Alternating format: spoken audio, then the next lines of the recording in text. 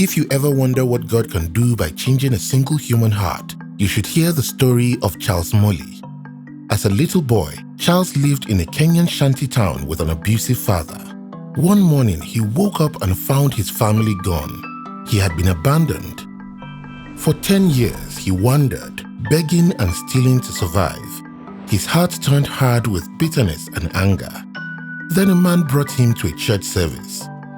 Charles decided to trust the pastor's words about how God can do amazing things when people put their faith in him. So he walked for 3 days to the capital city of Nairobi to look for a job. One day, exhausted and desperate, he walked right up to a big house and asked the woman who answered for a job. She hired him on the spot, and Charles remembered the pastor's words. Charles worked hard. Soon he married, had children, and started a successful company. But God had much bigger plans to change the lives of thousands. But first, he had to change the heart of Charles Mulli. One day, Charles went to his father's village because he heard he was in trouble. Reluctantly, Charles paid off his father's debts.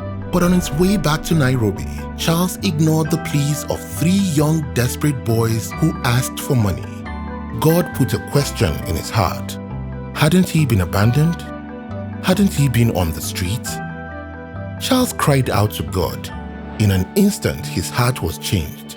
He decided to devote everything he had to helping abandoned children.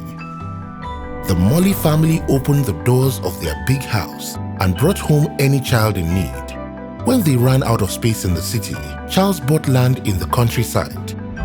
They prayed for God to provide, and God gave them all the food, water, and resources they needed. They gave every child food and shelter, a family and education, and taught them about the love of Jesus.